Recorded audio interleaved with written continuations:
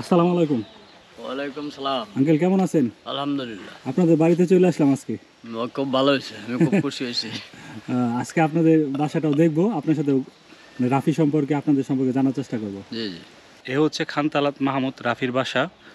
তো আপনাদেরকে বাসাটা দেখাচ্ছি এবং রাফির বাবার সাথেও কথা বলবো আজকে।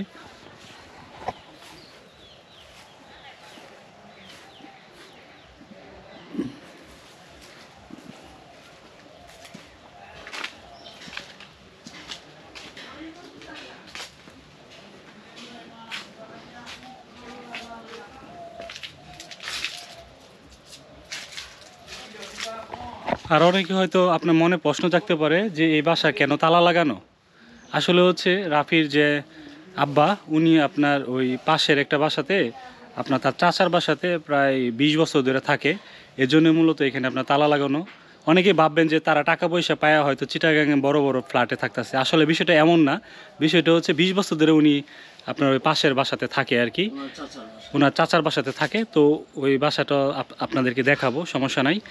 আর এ হচ্ছে মূলত আপনার রাফির বাবার পৈতৃক ভিটা। হ্যাঁ, রাফিদের পৈতৃক ভিটা হচ্ছে এটা।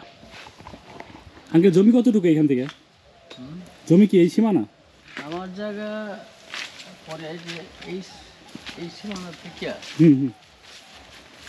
এই সীমানা পর্যন্ত আমার জায়গা। এটা প্রস্থ এইটুকু। আচ্ছা, পোস্ত এই পর্যন্ত। আর দৈর্ঘ্য অনেক লম্বা, ওই জঙ্গলে গেছে। আর এই এই মাথা পর্যন্ত।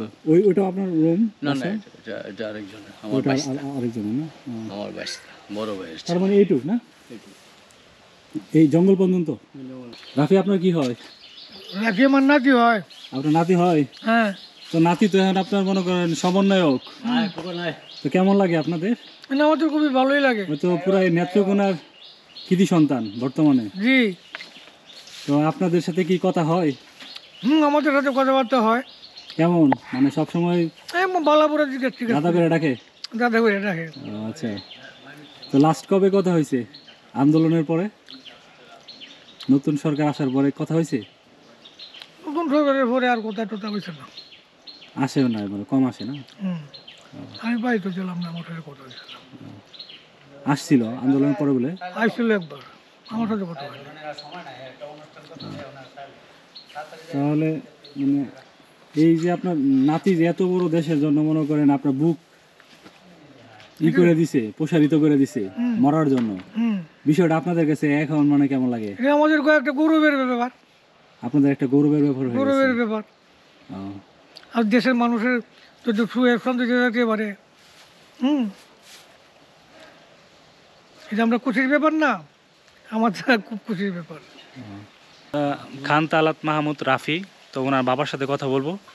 তো ওনার বাবার সাথে কথা বলে আজকে অনেক কিছু জানার চেষ্টা করব।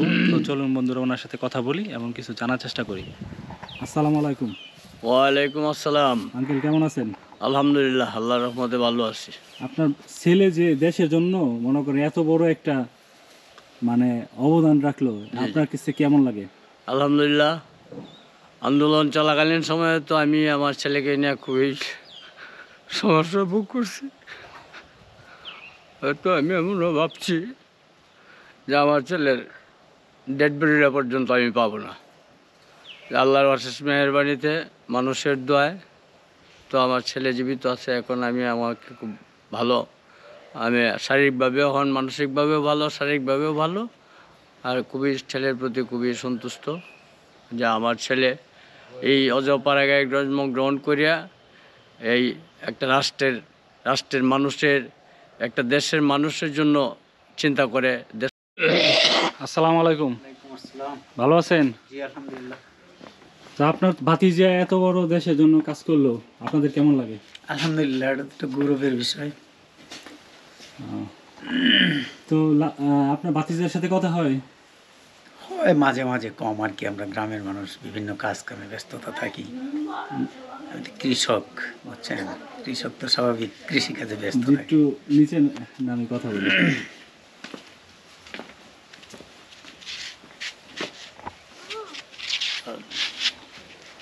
সে তো মূলত যে কাজটা করছে এটা একটা স্বাধীন। এতদিন মানুষ কি একটা বন্দি জীবন নিয়ে বসবাস করছে, এই কাজটা করার পর থেকে দেশটা মোটামুটি একটা আনন্দই লাগে, স্বাধীনের মতোই। একাত্তরের সংগ্রাম হয়তো আমরা দেখি নাই, তো মানুষের মুখ থেকে শুনছি। ওরা তো হয়তো দুই হাতে হাতিয়ার ছিল, কিন্তু ছাত্র আন্দোলন তো দেখা যাচ্ছে শুধুমাত্র এই আর্মি, বিডিআর, পুলিশের হাতেই, ছাত্রদের হাতে তো আর কোনো অস্ত্র ছিল না। এরপরেও যে আল্লাহ পাক জয় করছে, বিভিন্ন আল্লাহর উলিরা দোয়া আছে এই ছাত্রদের আন্দোলনের প্রতি। হয়তো এই মেয়েদের উপরে হামলা করছে শুনছি, এইটার প্রতি আল্লাহর অশেষ মেহেরবান। এই জন্য দেশটাকে সে জয় করতে পারছে, এই জন্য অন্তরের অন্তঃস্থির থেকেই খুশি।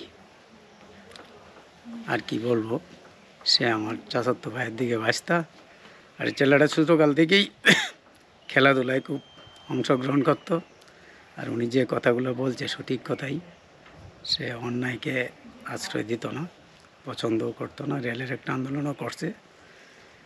এই তো মোটামুটি সুন্দর প্রতিষ্ঠানেই। এখন তো আন্দোলনের সময় তো সবারই বুঝতেই পারেন, বাচ্চা বা ছেলে তো একটা ভিতরে সবসময় কান্নার ভাব রয়েছে। এখন তো একটা মোটামুটি আনন্দই, যেহেতু সে একটা দেশের অনেক একটা উচ্চ প্রতিষ্ঠানে বা উচ্চ লেভেলে আছে। আমাদের গৌরব, আমাদের গ্রামের গৌরব, এলাকার গৌরব, মোহনগঞ্জ থানার গৌরব, ধরতে গেলে ময়মনসিংহ ডিস্ট্রিক্টেরই গৌরব। আর তার এই বাবার দাদার বাড়ি এগুলা তো দেখতেই আছেন। আমাদের অবস্থান পূর্বপুরুষ থেকেই এরকমই ছিল, এখনও এরকমই। বাতিজা কি অনেক ভদ্র? জি, আলহামদুলিল্লাহ। যে আপনাদের সাথে কখনো বেয়াদবি করছে? না না, ভালো ছেলে সে।